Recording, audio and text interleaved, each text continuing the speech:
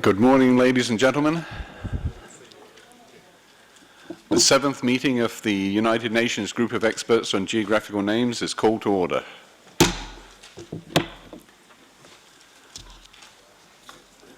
Distinguished delegates, this morning we will begin with a special presentation on innovation in naming, case studies and challenges for geographical naming in 2016.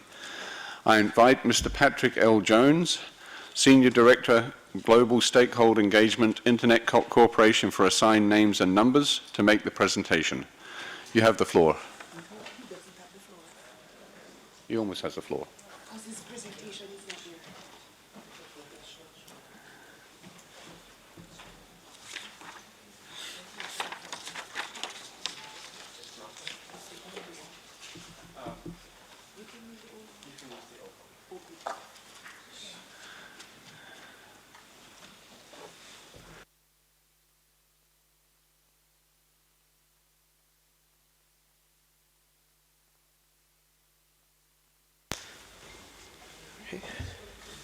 Well, thank you very much. It is an honor once again to address this group. I had the privilege of speaking at the, I believe it was the 27th UNGEGN sessions in New York, and quite a lot has happened in the space where I operate at the Internet Corporation for Assigned Names and Numbers. In this briefing, I will provide some examples of the changes that have occurred with the domain name system, primarily related to geographic names as top-level domains. And hopefully it will generate some discussion, and we'll look forward to hearing what inputs and thoughts you may have about these changes. So as humans, we've made substantial changes in the way that we communicate and store information. I use this graphic as a visualization of how we've advanced from communicating through storing our data and information with stone. And apologies, this does include a typo. But we've advanced quite substantially from using this as the medium into one that transitioned from paper into a analog system.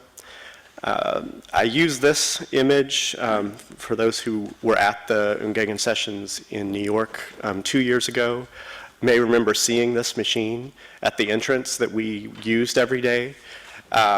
This was the tool that was used by the translators at the UN headquarters to do the translations of sessions each day at the United Nations. And we've advanced beyond an analog system into one that is now based in the digital realm. The early nodes of the modern internet date back to 1969 and the early 70s to connect machines together. And the engineers that built the internet did this to connect, at an early stage, academic networks, universities, research institutions. There's an interesting statistic from 1971. There were 18 nodes, so 18 individual machines were connected. That's a fraction of the amount of connections that occur in milliseconds today. As the network grew, over time this has become a global network. This representation shows really the underlying infrastructure that connects the machines. Most people would never see the code that connects the addresses that people are using, and it's grown substantially in the 45 years that we've changed from using host names to connect machines to using domain names. The key principle of this work is that addresses need to be unique. An address could be the long line that connects you to the UNGEGN webpage, or ICANN.org, which would connect you to my organization's information. Since 1994, there were approximately 30,000 domain names in use worldwide. This has grown tremendously. We're now over 300 million domain names, and this is growing dramatically each month. Previously, the choices that were available were limited to country codes or in a few generic spaces such as .com, .net, .org. Later, .info and .museum were added. But now there is quite a lot of choice available in local languages. There are millions of domain names in use that are fully in Chinese characters or in Cyrillic characters, or now also in Thai. In the past 2 years since the launch of the new generic domain names program, there are around 17 million names in use in these spaces. And I will be getting to the next part of my presentation. We'll talk about some of those examples that are in particular use within the geographic names community. This slide was included in the ICANN update report. This shows the number of country code top-level domains that are purely in internationalized characters. And this opens up a wide range of options for those communities, for people no longer need to rely on changing their keyboards to Latin characters in order to access content online. They could do this fully in Hangul or in Cyrillic or in Arabic, and these domains continue to be adopted and become available and in use by the people in this part of the world. I'll now turn to some examples that are some geographic top-level domains that are being used. So this first one is used by the city of Rio de Janeiro in Brazil. And this is the official city guide for Rio, which is hosting the Summer Olympic Games in 99 days. They are making use of the .rio domain space to help promote the city and provide some basic services and information. And while they could have done this under .br or another address space, they've taken to using .rio as a way to promote the city using a geographic indication. Next example is from the city of New York, which has contracted with ICANN to operate the .nyc domain. They're using this space, archives.nyc, as a real informational portal for the city archives. And while they may have had the city archives under another address, perhaps under a .org or another location, they thought this was more intuitive for people that might be searching for information to go to archives.nyc.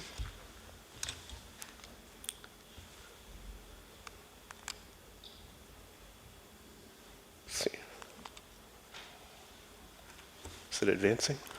There we go. So this next one, the city of Paris has contracted with ICANN to operate Point Paris, and they're now beginning to use this. This is an example of a domain that they're running this in partnership with the organization that currently operates the .fr country code. And there are about 21,000 registrations already in this space. The organization that operates .fr also operates a number of regional top-level domains in France. So they have .alsace and .bzh for the Brittany region and .corsica.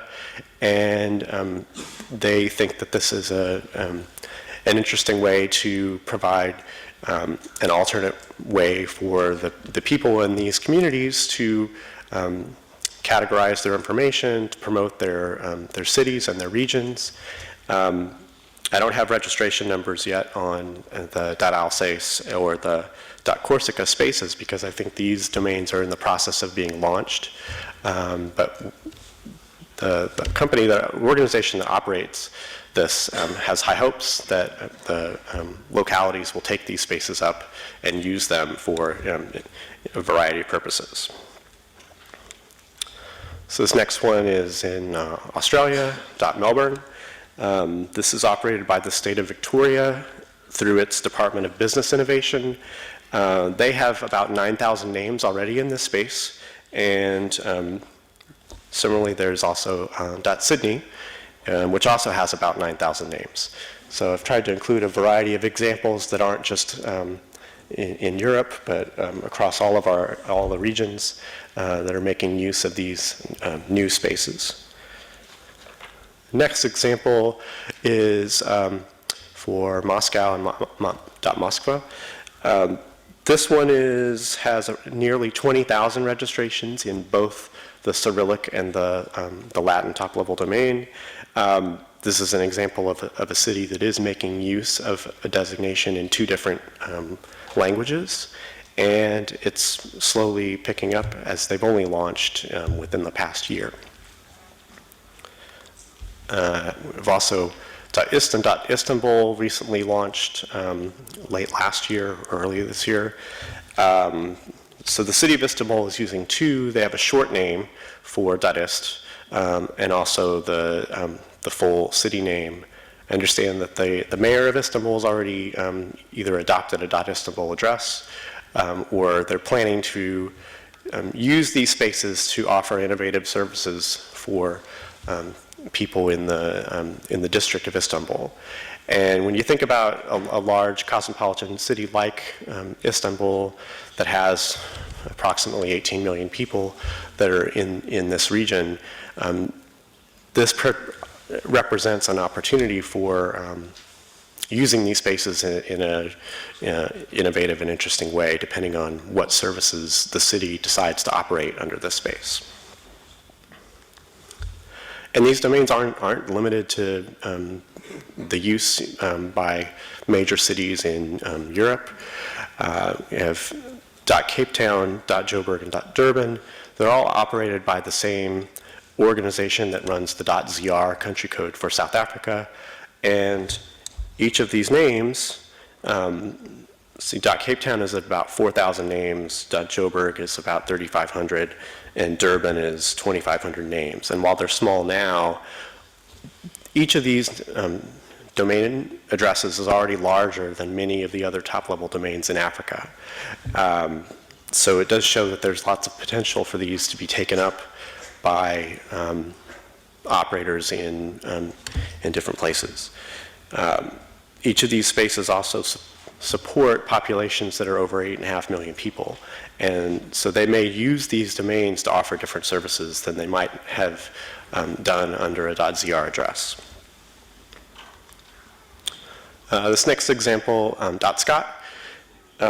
This is at 11,000 names, and it's being used and promoted by the Scottish Parliament and the government. And interestingly, leading up to the vote last year for the Scottish referendum, this was being pitched as a potential country code for Scotland. That didn't quite turn out that way, but they're still making use of this space, and it is interesting to see a regional domain that is being promoted by the local government. This next one, Wales as a region within the United Kingdom, is using two, .cymru and .wales, and both of these spaces are total up to about 20,000 names. There are similar regional top-level domains that represent geographic areas that are in use, .Quebec, .Ruhr, and .Saarland in Germany. There's also .frl for Friesland, and we are working with the Kurdistan Regional Government has .krd.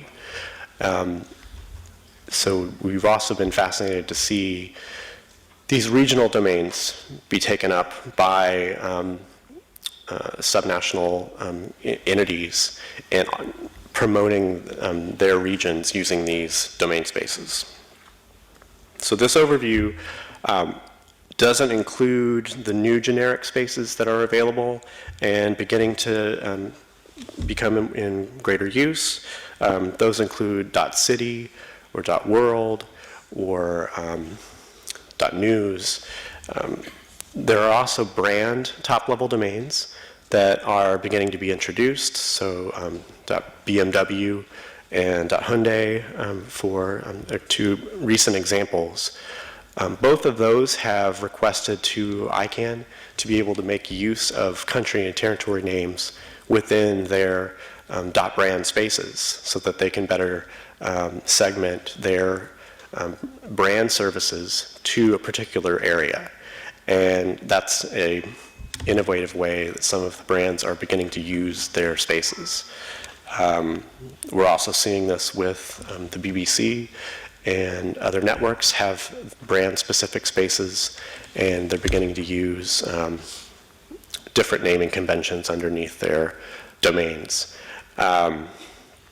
I've reached the end of my slides on providing this overview, but I'm hoping that there might be questions about how we've gotten to this stage and some of the other new domains that might be possible. We're currently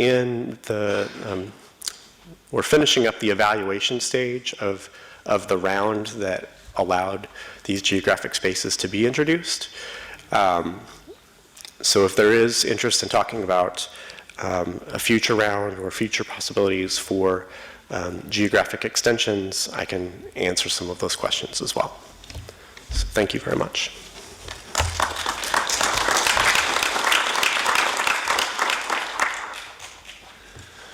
Thank you, Patrick, for this presentation. It's much appreciated. Before I ask everybody else to ask questions, do you mind if I ask one?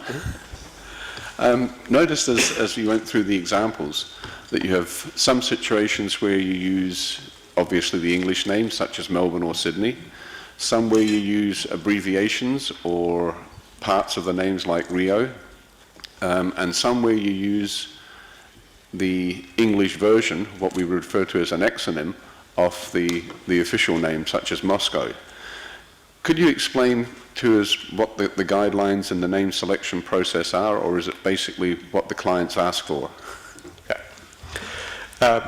So in the application process, one of the tests was a geographic names test. So if the applicant, and in this case, the names were selected by the entities that applied to operate those spaces. So the city of Rio de Janeiro chose .rio as the designation that they wanted to operate. The application process would check to make sure is the domain name that was, or the top-level domain that was applied for a geographic name.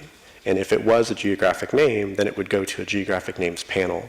And one of the tests would be, does the applicant have the appropriate support by the relevant government entity to operate the space? And so in the cases of the city capitals, in particular capital cities, Sydney, Rio, Moscow, and others had a recognition of support or non-objection from the appropriate government entity. So hopefully that helps. Thank you. Just a further question. What would you do in a case of two places in the same world having the same name, such as Perth in Australia and Perth in Canada? So there was a contention process, and I believe we did receive 2 applicants for .Osaka, and the contention process required the parties to work it out amongst themselves if they both had the appropriate support. So that would mean either negotiating amongst themselves or trying to come up with some sort of resolution to who would get the name. What we've seen is that where there are cases where there's a name that might be in use in multiple places, such as Berlin is an example, the applicant for .Berlin went to the other Berlins in the world to inform them of the coming of this top-level domain and to open it up so that the space is not just for Berlin and Germany, but other Berlin cities could register names within this space. Thank you. Thank you for that. I'll open the floor to any other questions or comments in relation to the domain name issues. I recognize the Baltic Division. Thank you, Patrick, for this very thorough presentation. I just have a question regarding non-Roman script top-level domains. It's perfectly understandable why countries would need non-Roman script top-level domain names. But there have been sometimes concerns that, if these sites would be approachable for Latin script users, do you know what is the current practice if a website opens in a non-Roman script URL? Does it still maintain the Latin script parallel name alias, or what is the usual practice? Is it approachable to a Latin script user? Thank you.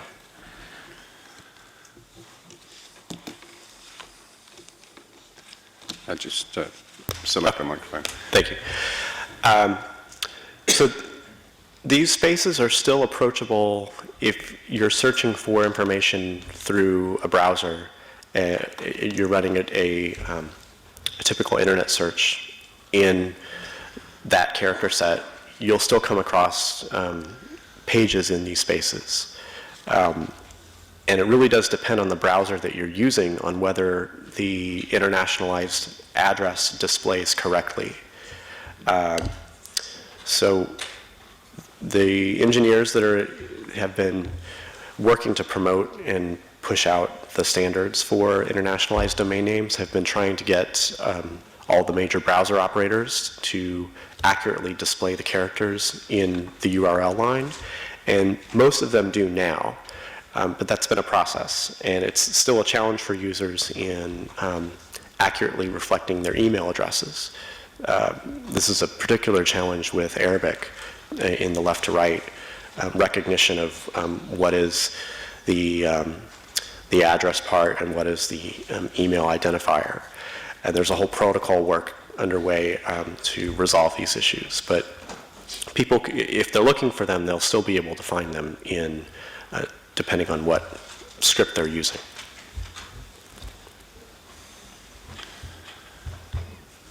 Is there any other question or comment that the delegates would like to put forward?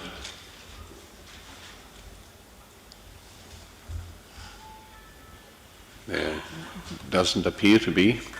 So again, I thank you, Mr. Jones, for your presentation. Thank you very much.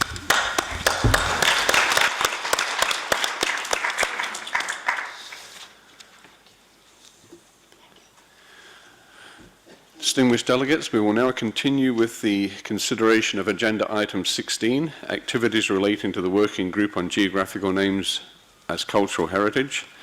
And I invite the convener of the Working Group to take the chair. Thank you.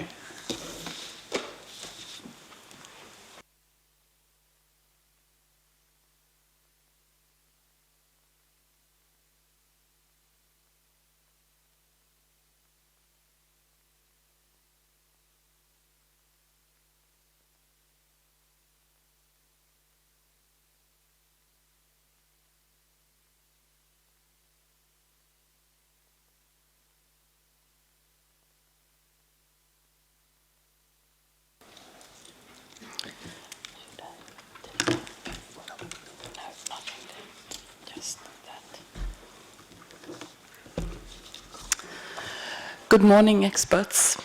We will now continue consideration of Agenda Item 16, activities relating to the Working Group on Geographical Names as Cultural Heritage. And here are some presentations on the remaining working papers. And this morning we have 2 remaining working papers for presentation.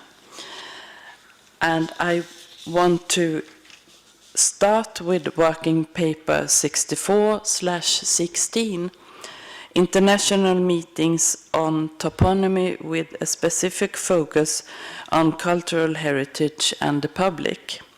So I therefore invite the distinguished expert from the East Asia other than China division to take the floor, please. Thank you, Madam Chair.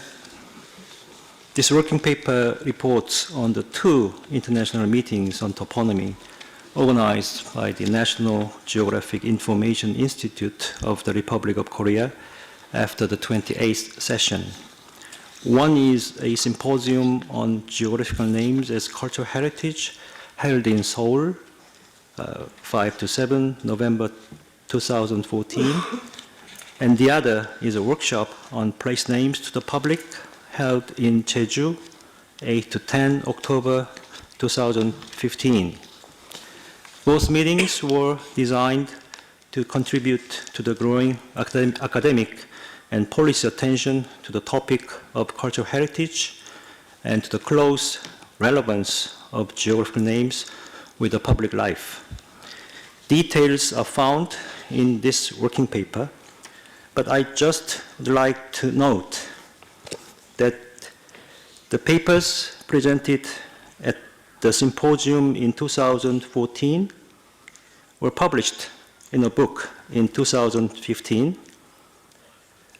The book reference is found in the paper. I do have a few copies of this book, so any expert who is interested is advised to pick up one. Thank you very much.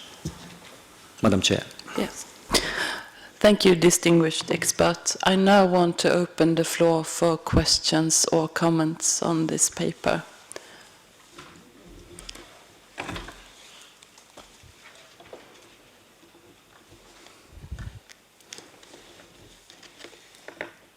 I see none, so I will close this presentation, and thank you very much for that presentation. And we will now move on to the working paper number 10/16, place name changes, proceedings of the symposium in Rome in November 2014, submitted by the joint IGU-ICA Commission on Toponymy. So I give the floor to the distinguished expert from Austria. Please take the floor. Thank you, Madam Chair. This book highlights proceedings of the symposium on place name changes in Rome, which took place in November 2014 and was organized by the joint ICA-IGU Commission on Toponymy, on which we already reported, in cooperation with the Accademia Nazionale Lincei, the Italian Academy of Sciences. This book has almost 500 pages, you can see it here, and approaches the topic from various angles. It is on urban names, on urban space, on naming in urban space. It contains multilingual situations or multinational situations, multicultural situations, and it also refers to renaming caused by specific political events like decolonization. For instance, Brahim Atoui has contributed an article on decolonization processes in Algeria and the consequences for names changes. And this book is composed of papers from various parts of the world.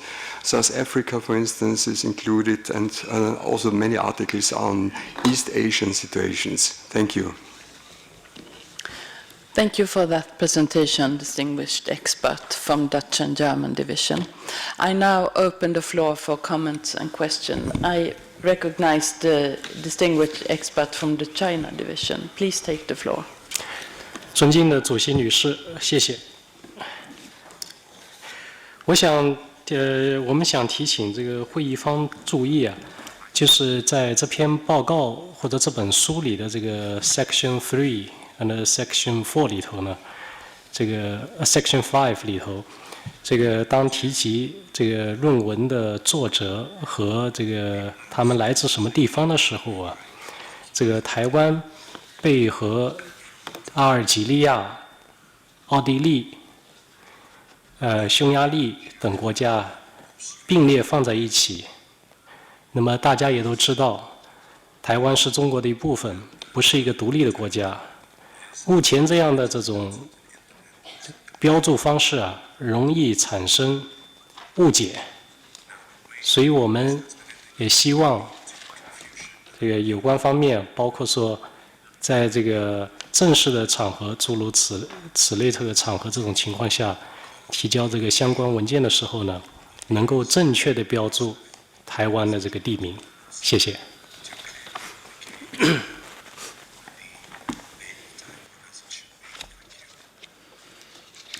Thank you.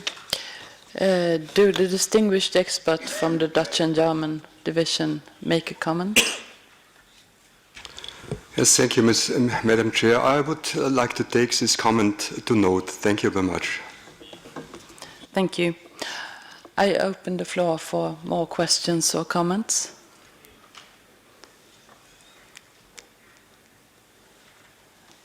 I see none, so we are therefore closing this presentation of the working paper.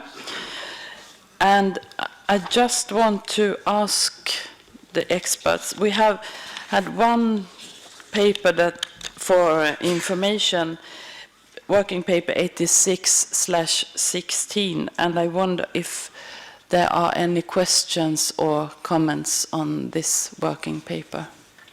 So I open the floor for... No, I see none. Thank you very much. And I do not see any further requests for the floor, so I will now just shortly, very shortly, summarize our proceedings.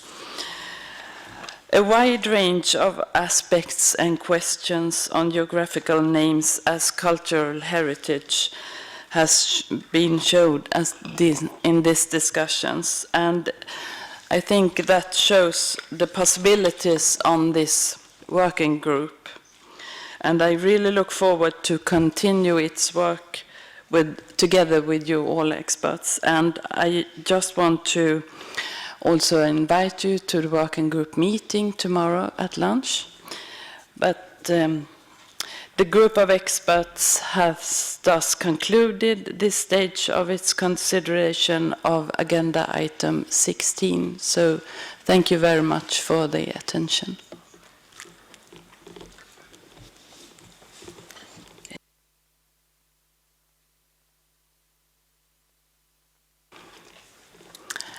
And I want to invite Mr. William Watt, the UNGEGN chair, to take my place.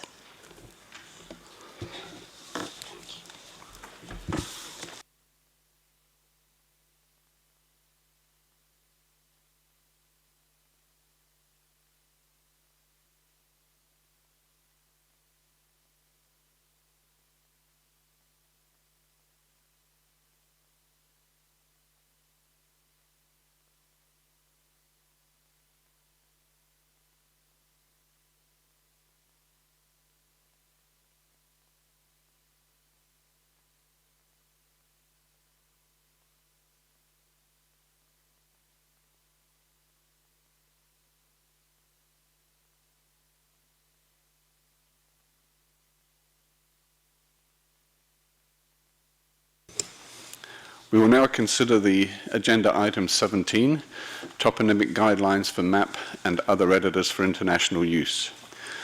I would note that I've invited on the podium with me, to my right, Mr. Gerhard Rampel, who is the coordinator of this group, so that we can all remember what he looks like. If you have questions or issues that you wish to present, he's the gentleman to look after them on your behalf. We have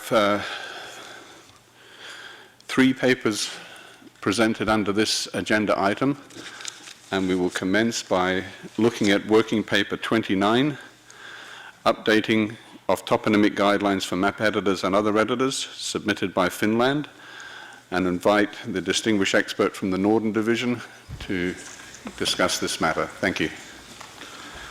Thank you, Mr. Chair. The 4th revised edition of the Toponymic Guidelines for Map Editors and Other Editors, Finland, presented at the 22nd session of UNGEGN in New York in 2004, has been updated. The current version is version 4.8 from February 2016. The updates concern, for example, the distribution of population and languages in Finland, the list of publications, information on a proposal for a Place Names Act in Finland, and changes in the number and names of municipalities since 2012. The list of names of Finnish municipalities has been updated according to the situation in the beginning of 2016. The updated version is available from the address given in the working paper, as well as from the UNGEGN website. Thank you. Thank you, Timu. Is there any comment or question anybody would like to make on this particular paper?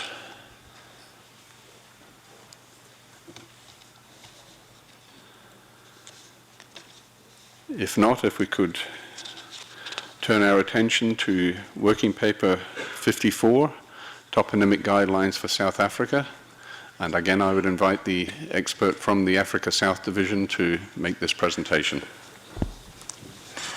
Chairperson, thank you. The history of South Africa and its people allowed for many languages to be spoken. And the geographical names of South Africa are thus derived from the number of languages, of which the first two that explorers came into contact with were Bushman dialects, the Khoi, and the San languages. Other indigenous languages include, among others, Sepedi, Sesotho, Setswana, isiXhosa, isiZulu, Seswati, isiNdebele, Xitsonga, and Tshivenda. And there are other non-African languages that influence South African toponymy, which include English, Dutch, Indian languages, Portuguese, French, and German. And an important contribution in the toponymy of South Africa is made by Afrikaans, a language that was developed from contact between the Dutch, the French, the German, and their Malay and Khoi servants.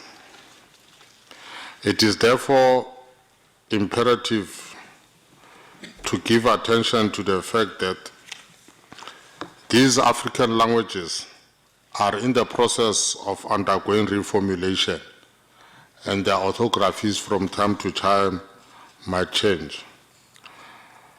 And thus, our geographical naming should not be regarded as immutable at this stage. General remarks that we can make is that these official languages were written in Roman script, but then one begins to pick up problems when it comes to cliques of the Bushman and the Khoi languages. It's very difficult to write them in the Roman script. So one has to be actually schooled in how one pronounces those names. In conclusion, regardless of a language from which the geographic name is derived, that name has official status if it's the name of an official place. By this we mean that there are many names in South Africa of geographic features which are unofficial in the sense that they are not registered anywhere, more especially names of informal settlement. You'll get a place called Dunuza, which is very derogatory. Dunuza means you bending down with your backside facing the other side. So it's very derogatory, but you are unable to deal with it because it's not an official name. It is thus recognized that the toponymic landscape of South Africa is multilingual. Once the spelling of a geographic name has been standardized in a certain language, that name becomes an official name. I thank you. Thank you very much for that presentation. And again, I open the floor to any delegate who wishes to ask a question or comment. I recognize the expert from the Arabic division. Thank you very much.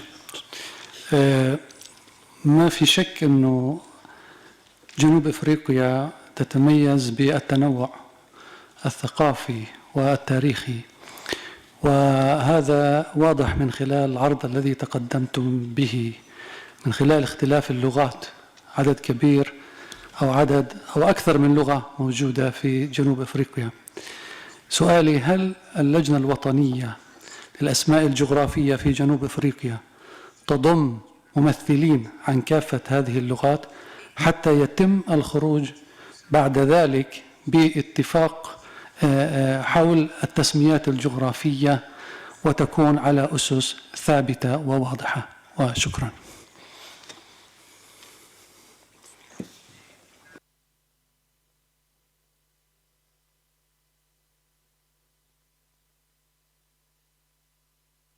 pass the microphone to our expert from South Africa. Thanks. As you may have realized, we have got 11 official languages, and our committee has got 9 members from the provinces, and then about 5 others nominated by the minister. So if we were to include all 11 languages, it would be a very huge structure. But how do you then ensure that we adhere to languages and their orthography?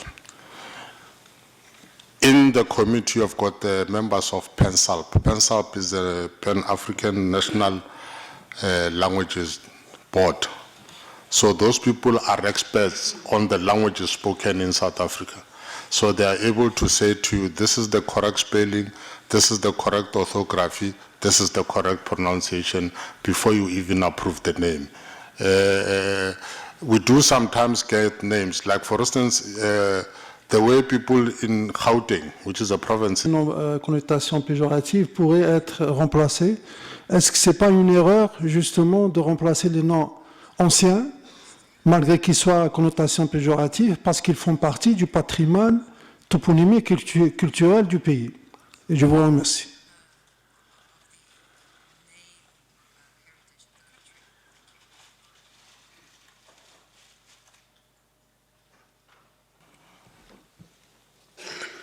As much as I would want to sympathize with the distinguished expert from the Arabic League.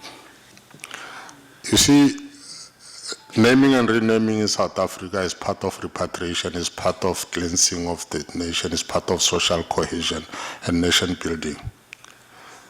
Now, that being the case, it's not possible to leave a name that is offensive to other grouping in the country, because it does not build a new nation. It continues to divide the nation.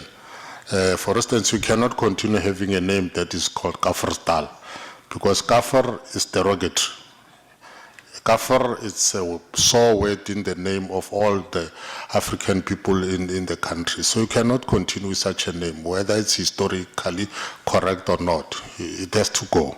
So it's on the basis of that. We do not only remove a name because it does not represent a particular language. The name has to be vulgar and offensive for it to be removed. Thank you for that answer. Does that satisfy your question, Ibrahim? Is there any other questions or comments anybody would like to make on this paper? I recognize the United Kingdom division. Thank you very much, Mr. Chairman, and thank you very much for this extraordinarily large and comprehensive piece of work. It's to be congratulated. I'm very interested particularly in your description of the representation of the click consonants. This is a very difficult thing to represent in a standardized form, and I wonder if you capture the representation of the clicks, which I know are derived from their represented form from the International Phonetic Alphabet, whether those are captured in your SAGNC database. Thank you very much. That there are certain words in those languages that I myself cannot even speak, not even read, not even pronounce.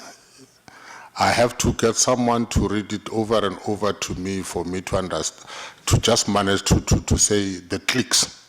Because I come from the Sotho language group, I'm not from the Nguni language group, so the clicks give me a problem too. In my language, for instance, we don't use a C and an X, we don't use a Q, we don't use a Z. Now, if you write in those languages, I have a problem in terms of differentiating between a Q, an X, and a C in terms of clicks. So how do we then overcome that? We rely on PANSALP again for them to actually take us out of that conundrum and say, this is how this word is pronounced. As a chairperson of SAGNC, sometimes I oversee applications of words that I myself cannot pronounce, and I'll rely on members of the committee to say, how is that word pronounced? So if you were to take me to a press conference after that, and you ask me, how do you pronounce this word, I'll have a problem. So the point that we are making that that language is not, has not found expression in the Roman usage. I mean, it's primarily something like a new language altogether. Thank you for that. Does that satisfy your question at this point? Yes, indeed. Thank you very much. The complications of this situation are very understandable indeed. Thank you. Are there any other questions or comments anybody would like to put to the floor? If not, we will proceed with the consideration of Working Paper 58, Toponymic Guidelines for Map and Other Editors for International Use, Republic of Korea. And I invite the distinguished expert from the Asia East Division to make the presentation. Thank you. Thank you, Mr. Chair. For the fulfillment of the UNGEGN Resolution 4/4, 5/14, and 6/7, the NGII, the National Geographic Information Institute of the Republic of Korea, published and submit the first edition of Toponymic Guidelines for Map and Other Editors for International Use in 2012. NGII is pleased to announce that the second edition of the guidelines has been published in 2015 and ready to be submitted to the current 29th session of UNGEGN. There are several reasons why we revised the guideline book. First, there have been discussions on how to write generic terms of man-made features. The key aspects of discussions are about the translation of generic parts of geographical names.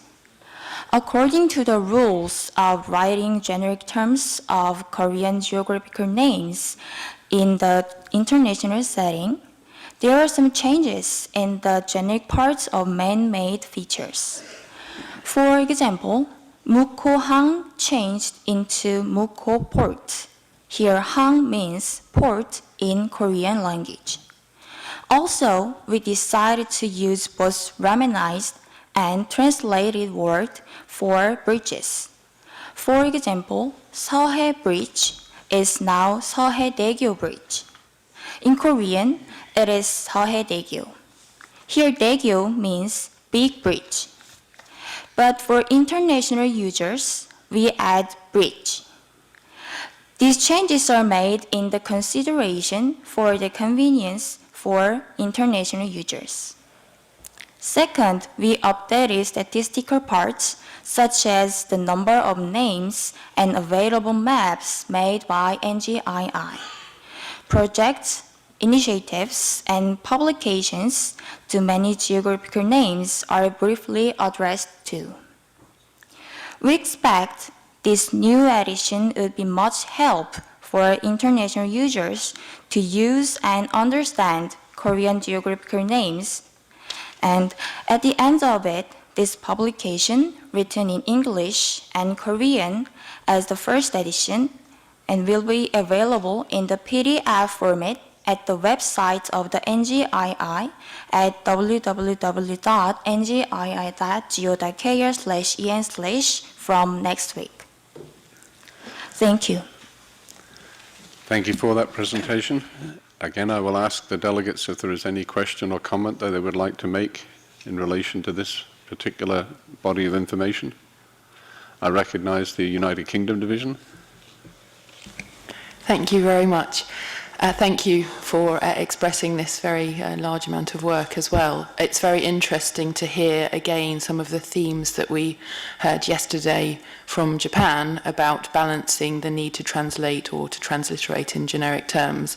So my comment is solely that I support the proposal made yesterday that an open forum for languages across the region might be a very beneficial discussion forum. Thank you. Thank you for that suggestion, and I'm sure it will be taken note of by the relevant countries. Is there any other comment or question? If not, we will conclude that particular paper. I should have actually, at the beginning of the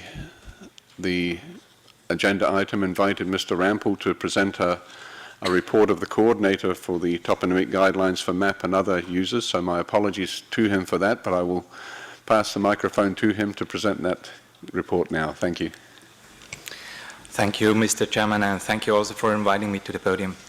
This report has mainly two goals. The first one is to present a short review of the aims and intentions of UNGEGN toponymic guidelines, and then the second one is to provide a list of links to documents concerning the guidelines, and this easily accessible information should invite and encourage countries that have not published toponymic guidelines yet to do so. On the background, in 1982, the conference recommended that countries should be encouraged to publish and keep up-to-date toponymic guidelines for MAP and other editors. The aim was to enable cartographers of other countries to correctly treat all problems of cartographic toponymy of the countries that produce these guidelines. This was resolution number 44. A sample from Austria was submitted to the 8th session of the UNGEGN in 1979. This was working paper number 5, and this served as a basis for the guidelines. This format has been updated since and enriched over the years. Toponymic guidelines now include information about official, national, and minority languages, names authorities, source material for toponyms, glossaries, abbreviation used in official maps, methods of differentiating text from toponyms on national maps, and administrative division. So now at the last session, at the 28th session on standardization for geographical names, 2 countries presented updated of their toponymic guidelines, namely Norway, that brought an update from their version of 2007, and Finland, that brought an update from their version of 2004. This was actually version 4.7. And at the same session, Madagascar submitted an update report on their advances in elaborating new toponymic guidelines. So what's the status now? More than 40 countries have published toponymic guidelines and or drafts or preliminary versions so far. Thus, this can be regarded a very successful initiative. Nevertheless, it was noted in former reports that more than half of the submitted toponymic guidelines are from European countries, and some of these are outdated and would require revision. To provide information and stimulate the elaboration of new toponymic guidelines, a short list of useful links on documents is provided below. And I also ask you to have a look at Appendix 1, that's a more or less comprehensive list of links to UN documents and UNGEGN documents, all concerning the topic. Countries that have not published toponymic guidelines yet are invited and encouraged to do so, obviously. It has to be said at this point that also drafts and preliminary work for toponymic guidelines are very welcome. For any questions related to this topic, please feel free to contact me. You got here my email address. Some useful links I want to mention here. First one, obviously, is the UNGEGN homepage itself. You can find some entry information here. Then the next one, there is the UNGEGN ICA web course on toponymy. There is the whole course, module 14, toponymical guidelines dedicated as this topic. Then there is a very useful template that was provided by the then chair at the 26th UNGEGN session in Vienna. In the manual for the national standardization of geographical names, one whole chapter is dedicated to the topic. It was written by former UNGEGN chair Helen Kerfoot and Eva Maria Neri. The manual is freely available in the UN languages and Korean. Then there is a list of toponymic guidelines that are downloadable as PDFs at the UNGEGN homepage. And finally, there is an entry, toponymic guidelines, in Wikipedia that might serve you as an entry point too. As availability and dissemination is concerned, the combination of publication in print and on the internet has proved to be very useful. The links to toponymic guidelines available on the UNGEGN homepage have monitored in the last days and weeks and have been updated. But that's a work in progress that's going to be completed until the session, until the conference, until the next conference. And it has to be noted that the problem of broken links can be largely avoided if toponymic guidelines are submitted as a whole, as a working paper, and can be referred to with internal links. And finally, I want to say something about the UNGEGN Toponymic Guidelines entry on Wikipedia. This was already available in English and German, and it has been translated into French now, so maybe this can serve as a template for other countries too. A Spanish version is in process, and it would be appreciated very much if the present experts would consider a translation into their own respective languages. Thank you, Mr. Chair.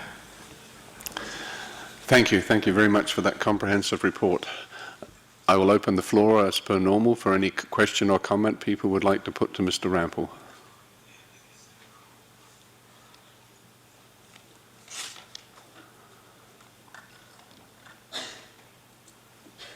I see none.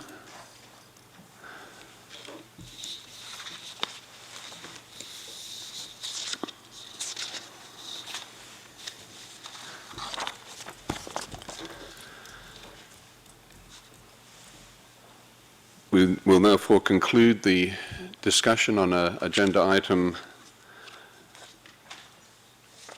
18 and thank Mr. Rampel for the work that he has done on this matter. Thank you. That was actually, it's agenda item 17, I'll get the right one. We will now begin our consideration of agenda item 18, other toponymic issues, in which we have 2 documents for presentation. The first one is Working Paper 15, New Developments in Geographical Names, Report in Suriname.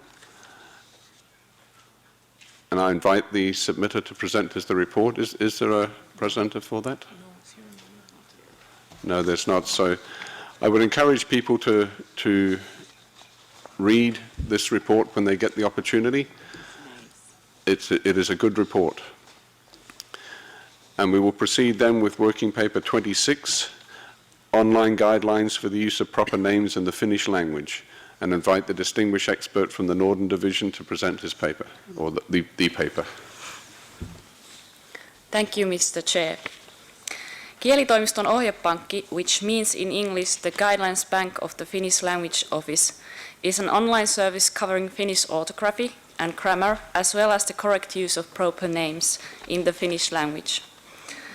The service was published by the Institute for the Languages of Finland in April 2015, and it is available free of charge. At the end of January 2016, the Guidelines Bank contained over 150 guidelines in the main category names, with most of them defining the spelling and inflecting of proper names. The bank includes, for example, extensive guidelines on the orthography of Finnish place names and guidelines on how to use, spell, pronounce and inflect foreign place names in the Finnish language.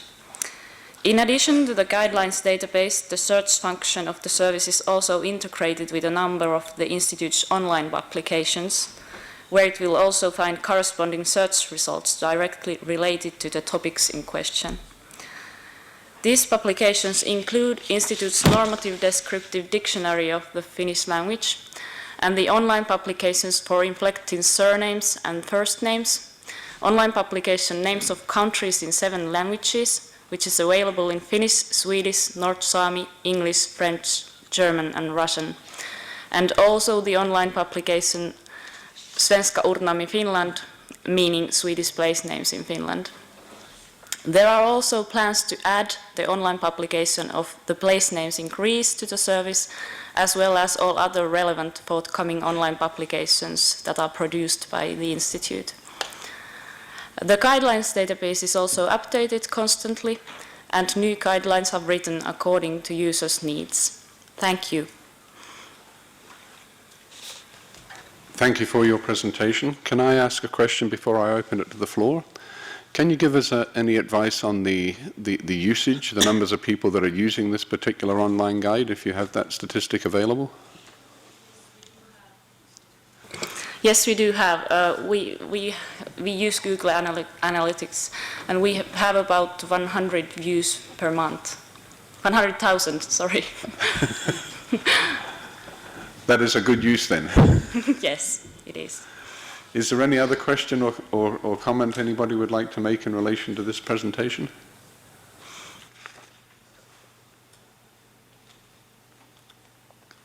I see none, so we will conclude our consideration of agenda item 18, other toponymic issues, and commence our consideration of agenda item 19, which is the provisional agenda for the 11th United Nations Conference on the Standardization of Geographical Names. The agenda has been prepared, the provisional agenda has been prepared by the Secretariat, and the paper is available. Is there anybody that wishes to make comment on it? It is entitled UNGEGN 29.3.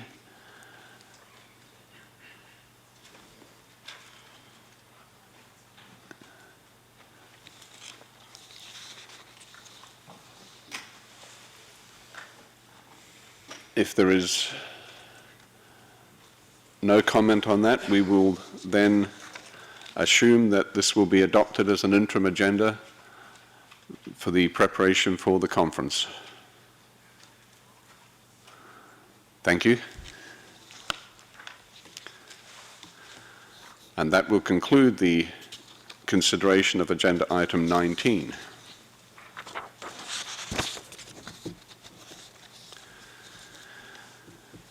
We will then proceed with the agenda item 20, review of the statute of the United Nations Group of Experts on Geographical Names.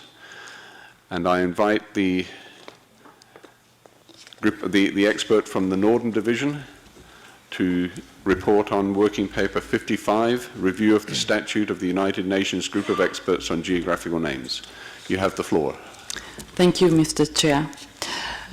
A review of the statute of the United Nations Group of Experts on Geographical Names has been discussed for several times. First on a Northern Division meeting in 2005, and last in the joint meeting group in Copenhagen in Denmark in September 2015.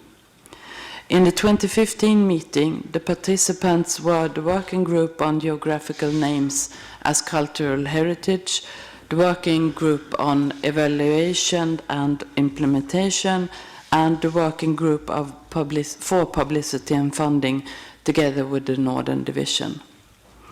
The experts attending the meeting in Copenhagen agreed on a need to include the notion geographical names as cultural heritage in the statute.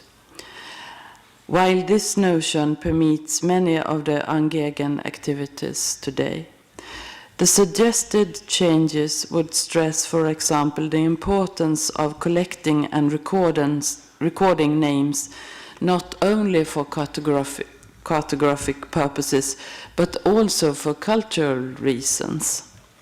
When the authorities show interest in the names and the background of the names given by local inhabitants, and when the names are recorded in a linguistically correct manner, the users of the names are shown respect and thus encouraged to preserve the names themselves and to use them. We therefore suggest 3 additions to the statutes as follows. In the aims, we want to suggest this to emphasize, in accordance with the Charter of the United Nations, respecting the equality between peoples and languages, the significance of geographical names as a part of the historical and cultural heritage and identity of nations. And for the second, in principles, the group of experts in its activities shall adhere to the principles of the Charter of the United Nations and to the following provisions. The standardization of the geographical names must be conducted paying attention to the inherited geographical names and their significance in the preservation of local, regional, and national heritage and identity. And the third one, in function, to increase the awareness and respect for different languages, nations, and cultures in an equal manner by promoting the use of geographical names which have been standardized on national basis and which therefore respect local, regional, and national heritage and identity. Thank you. Thank you for that presentation. I will have to state that this is the first that I can remember of a proposal to amend the statute of UNGEGN. So I will have to rely on some assistance to tell us exactly how we go about doing this. But before we worry about that, is there any comments anybody would like to make or alternative suggestions or concerns raised in relation to changing the existing statute of UNGEGN? You have the floor. I recognize the Asia East Division. Thank you, Mr. Chair. I thank colleagues from the Northern Division for taking this initiative, namely Ms. Sirkka Paikala from Finland and the convener of the working group on geographical names as cultural heritage.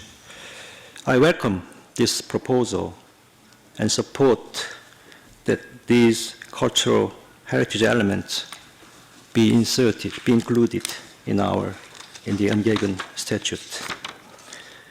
That is because as we are all aware, the cultural heritage elements included in the geographical names are such a big portion of our work and our research, and also in the toponymic management.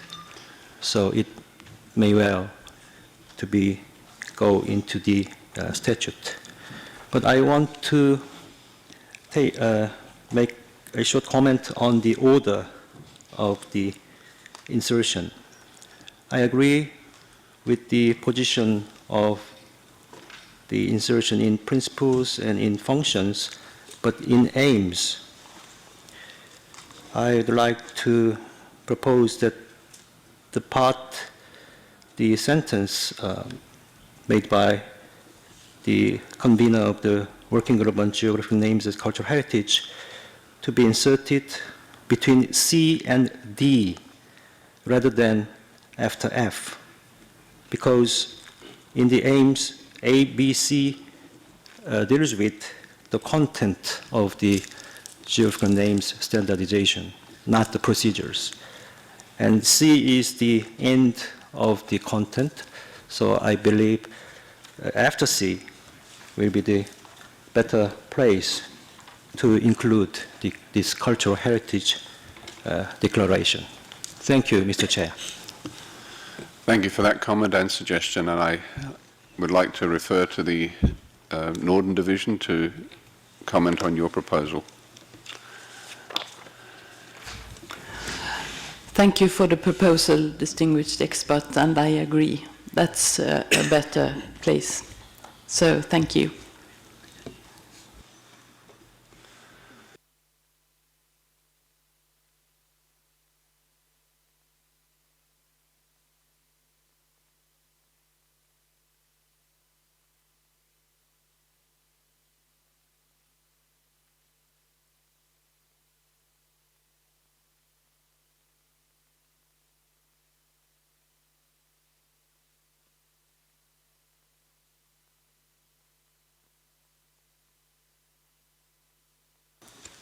I've just been confirming the methodology that we need to use, that if we gain a consensus on this floor, we will include the proposal to alter the statute within the report of this particular session, which will then go through for acceptance by ECOSOC, which then becomes an official change to the statute. We've never really had to have a vote in UNGEGN before, but if I take it that there is no objection to these changes, and I can see, yes, could I give the floor to the Asia East Division, Asia West Division? I can't remember which division you're in, sorry. Thank you. Thank you. I just want to be, clear about one point. So in the aims, we refer to peoples, and then to nations, and then there is a reference in the functions to national heritage, and again to national heritage. So is there a conscious use of the terms peoples and nations? Can you clarify this point? I will pass that back to the Northern Division for clarification. Thank you.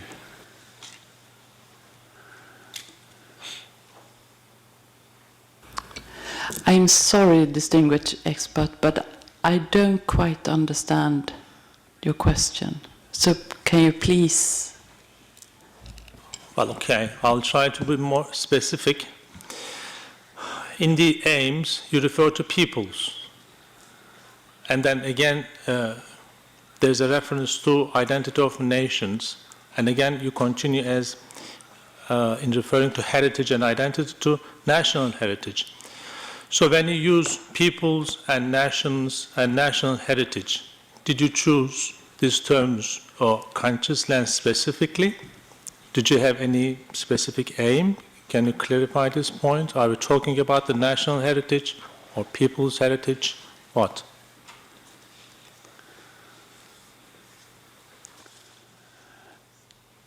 If I can perhaps put forward a thought in relation to this. I'll use my own country as an example. We are an English-speaking country, but as a subset to that, we have a number of Aboriginal languages, Aboriginal people who live within a largely English society. For an Australian, in a broad sense, cultural heritage to be preserved, we need to preserve as many aspects of our heritage and culture as possible. So an Australian culture will have aspects of English heritage and aspects of Aboriginal heritage. And the concept, as I understand it, as being promoted here, is that all the languages and people that make up a nation need to be given appropriate respect and preservation in order for the full heritage of the nation to be preserved. Annette, would that be the direction you were aiming at? Yes, I could. Thank you very much for your help. I think that's a very good explanation. Of course, it's all about to have the minority languages within a nation regarded in this aspect. So thank you very much, Mr. Chair. But just as an addendum to that, as you see under functions, it's all done under the particular country's standardization process. So it's an approved process within each nation that will differ from nation to nation depending on the circumstances that is found and deemed to be appropriate by that country. Does that provide you with some insight?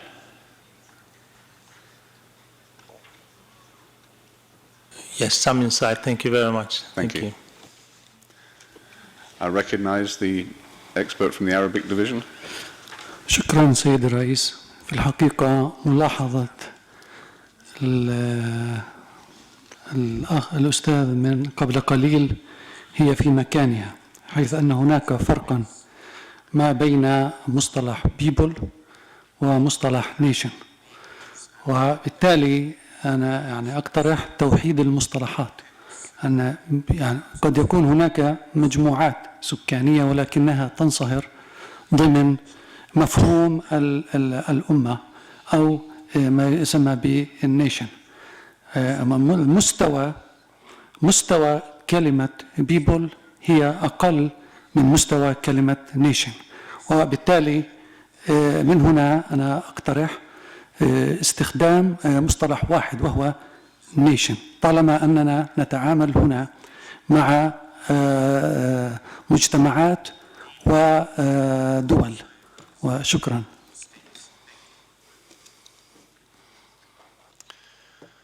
Thank you for that suggestion. So if I can just summarize, you are suggesting that the aims statement be amended slightly to perhaps read, to emphasize in accordance with the Charter of the United Nations, respecting the equality between languages, the significance of geographical names as part of the historical and cultural heritage and identity of nations. Just basically removing the term peoples from that phrase. Can I ask that? Annette is nodding, so she's in agreement with that. Is there any other thought or concern or question to be raised from the floor?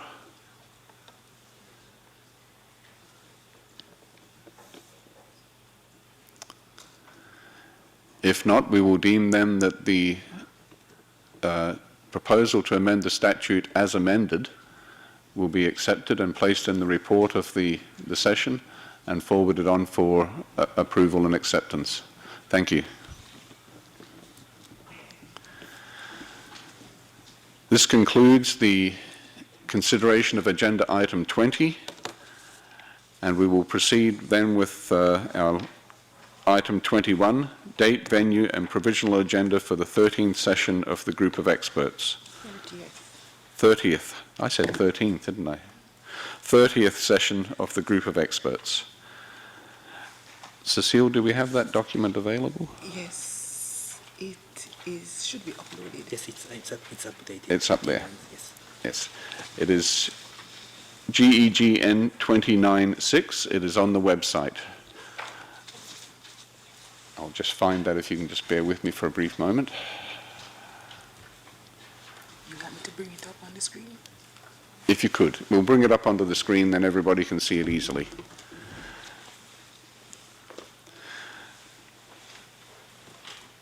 It should be noted that this agenda is the agenda that is in association with the conference. So it is a split session of 1 day before the conference and 1 day after the conference, and therefore is quite an abridged agenda compared to our normal UNGEGN session agenda. So as you can see, it is more focused upon the operation of the conference than the standard situation of doing the reporting from the working groups and divisions.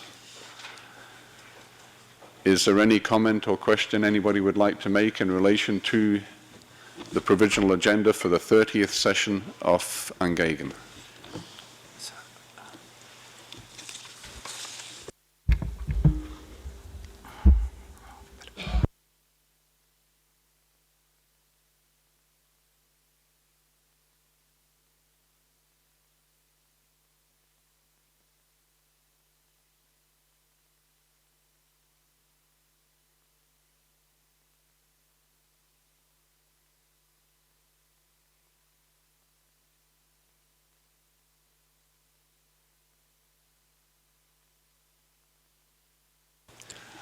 I will just make a correction to the document you see on the screen before you. At the top, it indicates that the UNGEGN session is in New York from the 1st to the 10th of August 2017.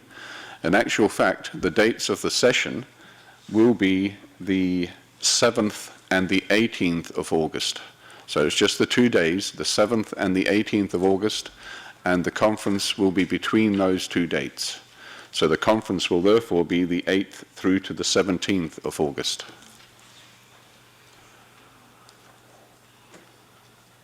So subject to that very minor correction, are the delegates happy to accept that as the provisional agenda for the, I recognize the United States and Canada division? Thank you very much, Mr. Chair. I think we have talked several times about promotional efforts for the work on standardization, and we have talked about the perhaps recognition of 50 years of geographical names since the first conference. I probably should have brought this up under the conference agenda, but seeing as it wasn't a paper for presentation, I guess I slept or did something instead of mentioning it there. I assume you wouldn't want it under the UNGEGN provisional agenda, but perhaps the Bureau could give consideration to making a proposal for the conference agenda of having an additional item included which does either reflect on past work of UNGEGN, looks at the situation today after 50 years and perhaps looks to the future. And this could include any work that people have already accomplished for a Geographical Names Day or special promotion of standardization. And perhaps rather than it going in the UNGEGN session, the Bureau could look at that as a possible amendment for the agenda of the conference. Thank you.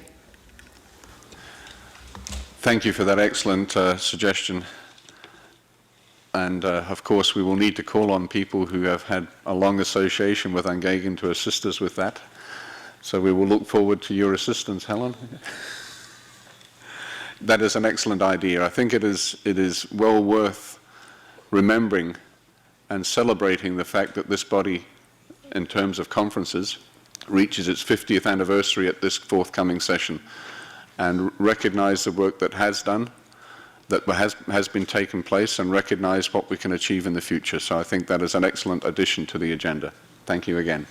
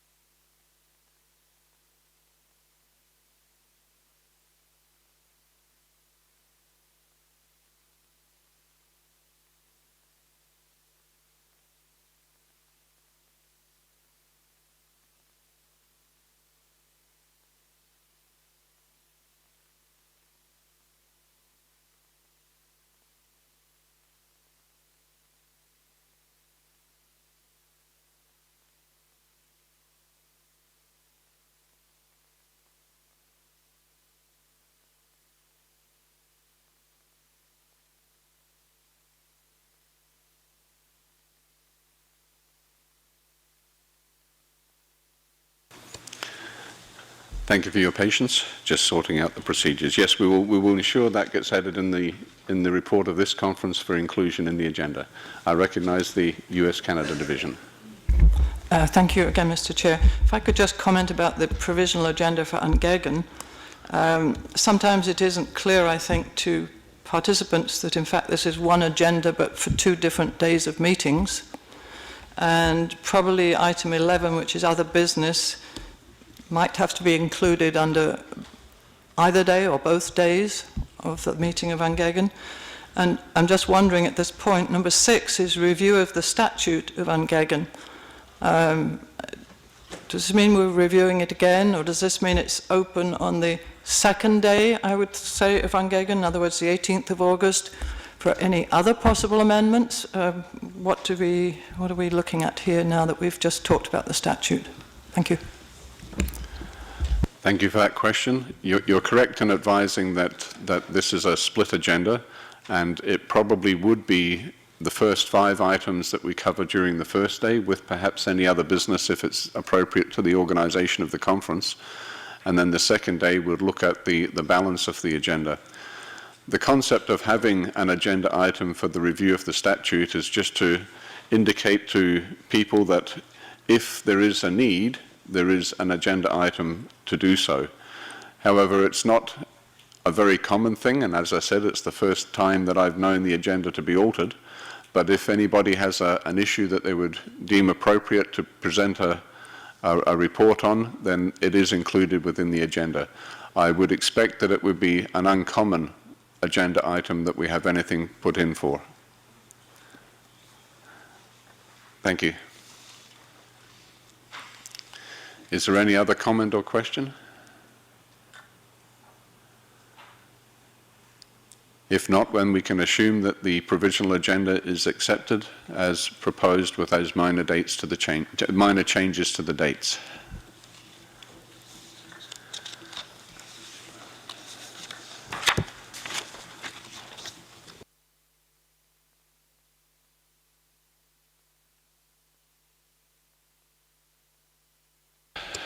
Because of excellent behavior, we can give you an early moment today. We have now concluded the business of this meeting of UNGEGN. If I can just find my appropriate wording.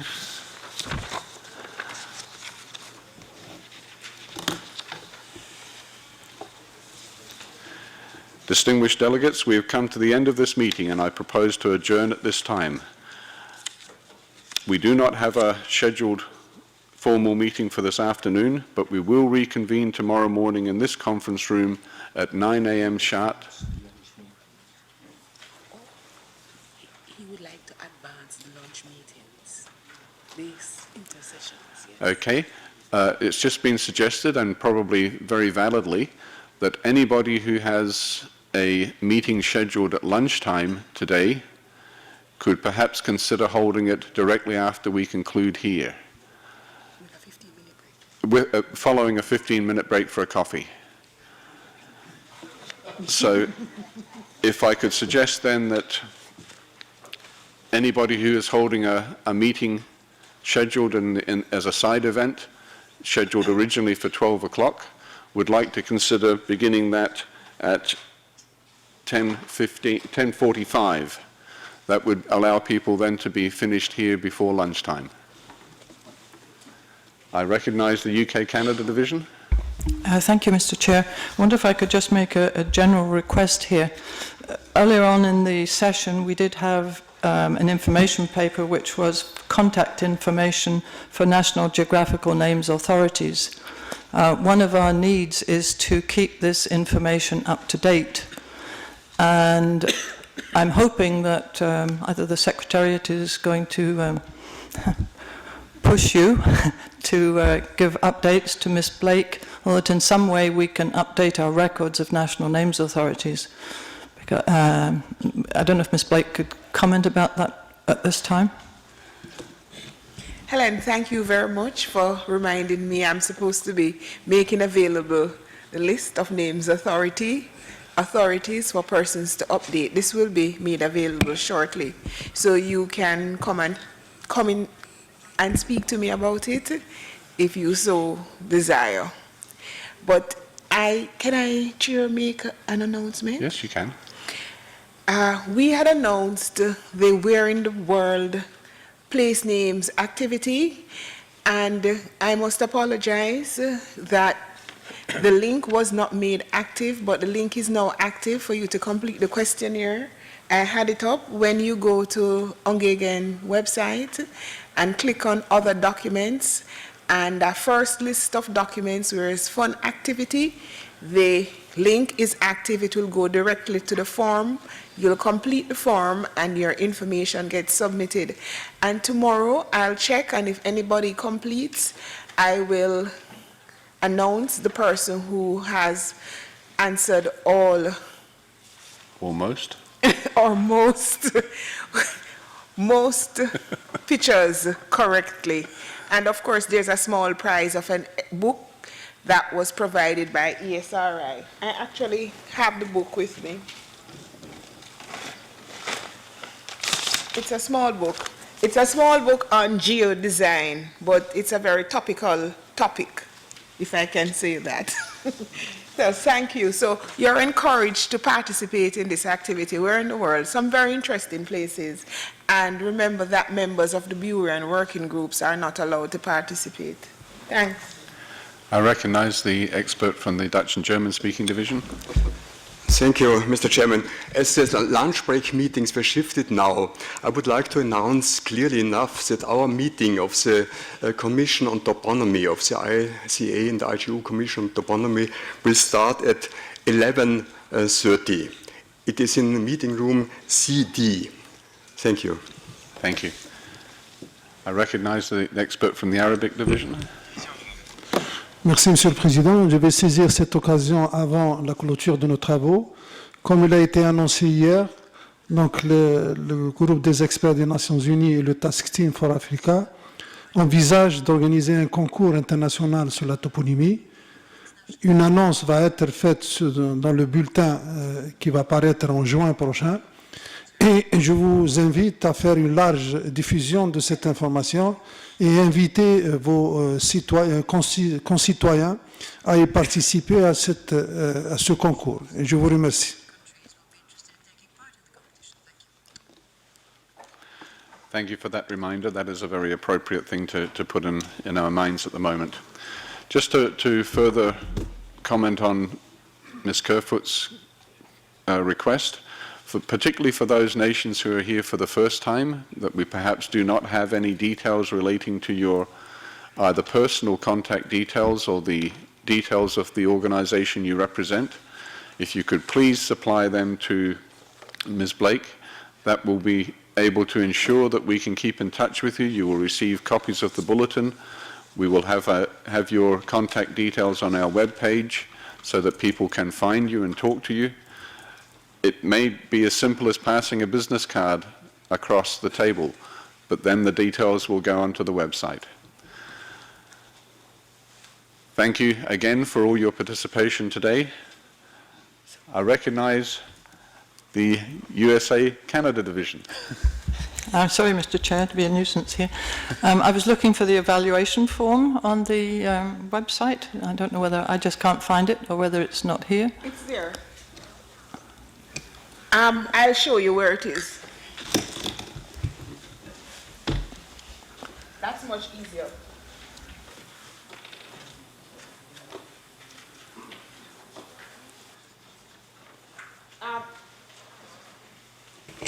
Are we all looking? We go to click here for other documents, and there's other documents, and online questionnaire is right here, and it's in English, French, and Spanish. Yes, so that's where the evaluation form is. That's it.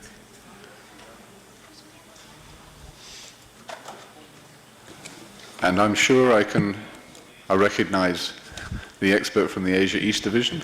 May I suggest that that link be popped up at the first page of UNGEGN, if technically possible? Thank you. Can you repeat, please? I'm sorry. Yeah, it's not easy to find, to go to that page. So may I suggest that that link be appearing at the first page of UNGEGN for the next couple of weeks. Thank you. Are you suggesting that we should place it like somewhere under here, below live streaming? Yeah, for the time being, as a pop-up window or with any technical device, you can get it more convenient. Accepted. To go. Yeah, thank you. Accepted. Can I also encourage people to please fill out that evaluation form? It's the best way we have of determining how acceptable the proceedings were, and allows us to gain a good picture on the success of this session compared to other ones. If there is no other comment, question or advice, I will declare this meeting adjourned and invite the experts to reconvene tomorrow morning in this conference room at 9 a.m. sharp. Thank you.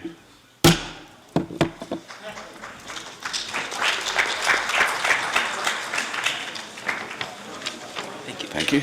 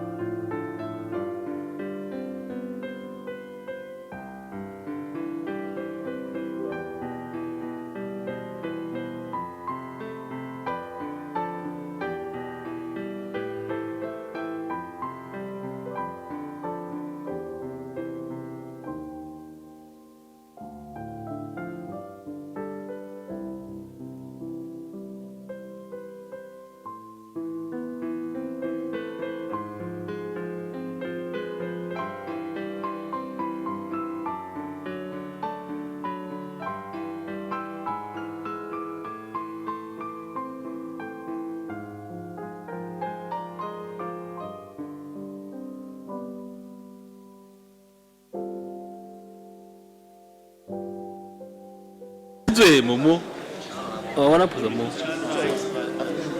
哎。Yeah. UNGEGN. Eh, não tá como tá? O do meio de zagueiro. Eh, polícia já cara.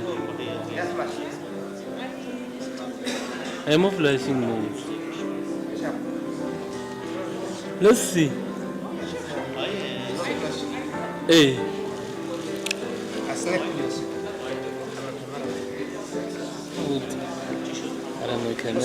Hoe kan? Gaat dat? Ja, kijk. Gezond, hè? Gezond. Ja, nu zero is. Sim. Não, se ele morrer, que vídeo? Eh. Yes. Yes. How are you? Yes. Hello. How are you? Fine. Okay. What is the...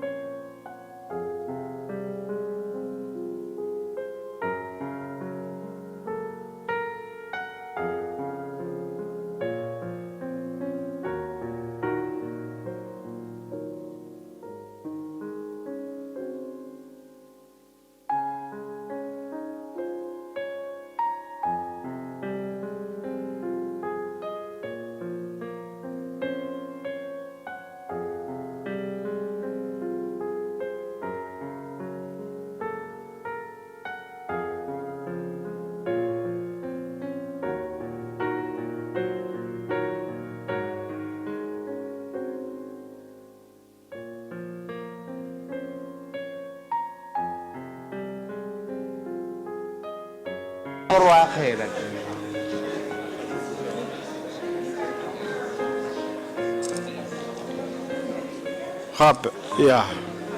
Zijn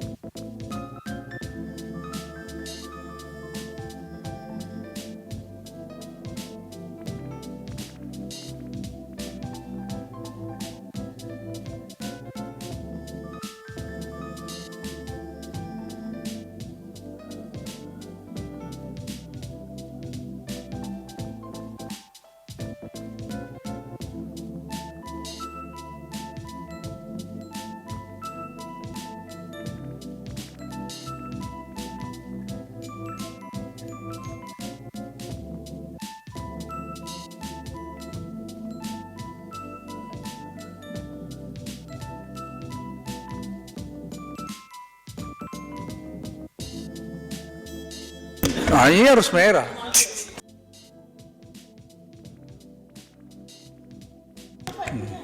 Nah, ini kalau cara itu bener, Pak. Oh iya benar.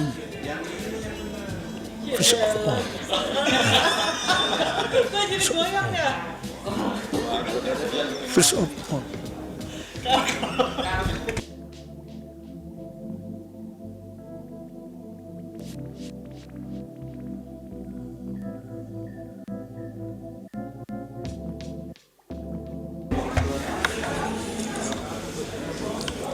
Nyalain mic-nya udah.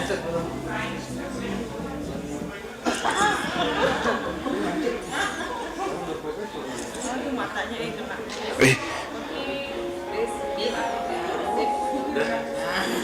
Ini masa gue lagi pegangnya. Ketiga. Iya. Udah ya?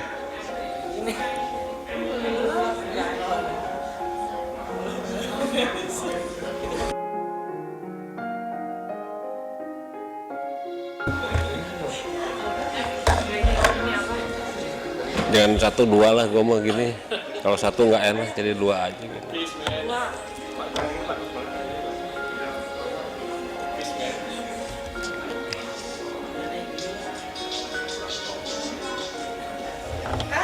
Turun, kayak heula. Yang pas itu adalah terbelakang itunya.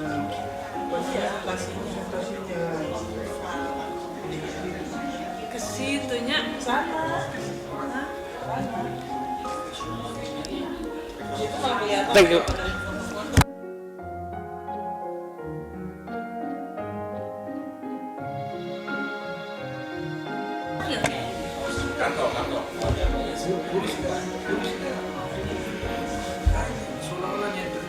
Oh iya iya.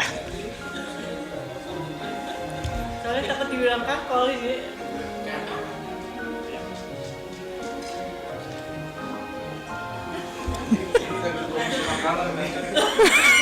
Goyang, goyang, goyang, Bu. Goyang. Goyang, goyang.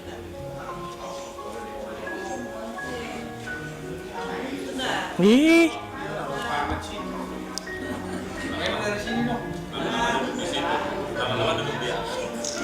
Dia ada tasnya sih, Mak.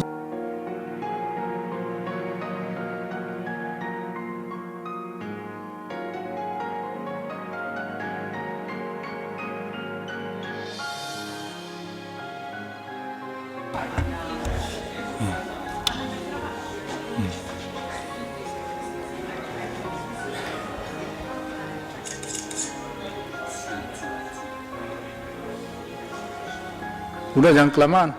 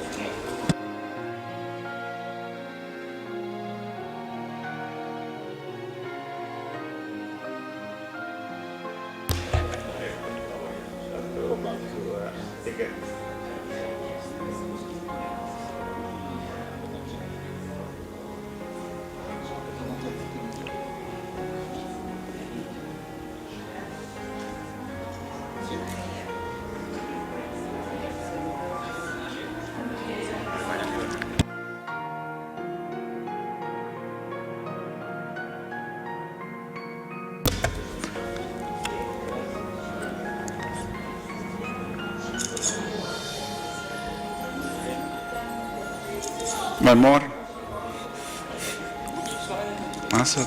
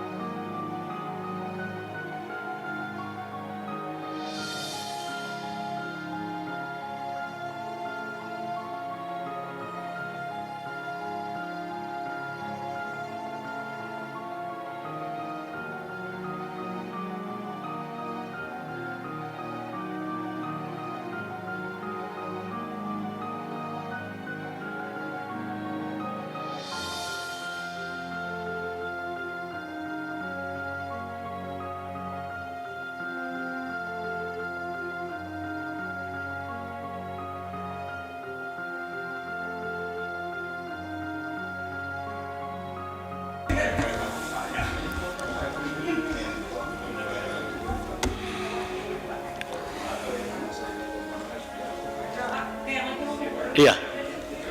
Ya. Jatuh. Ya. Nah. Oke.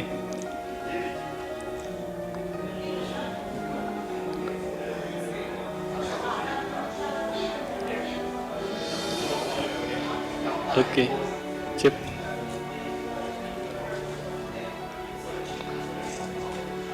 Thank you. Wah.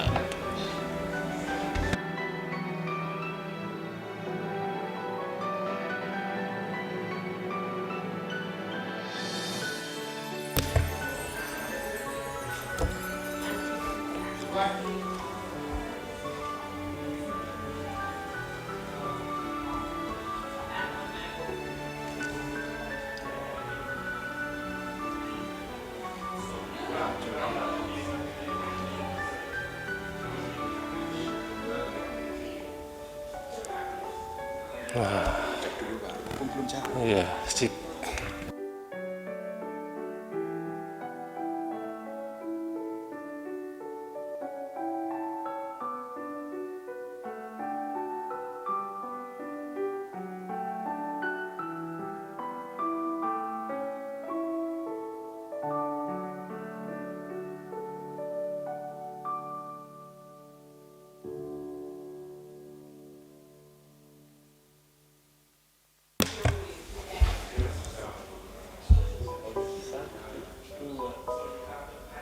Agak lama Pak, ya.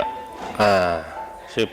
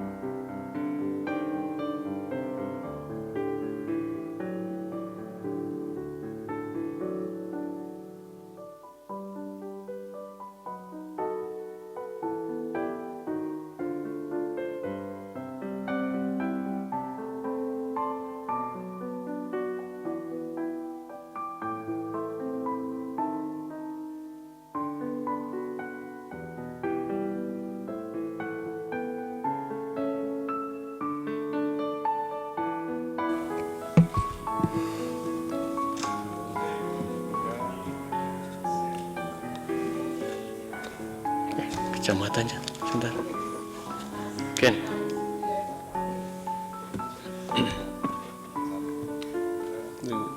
Dilihatin. Mbaknya.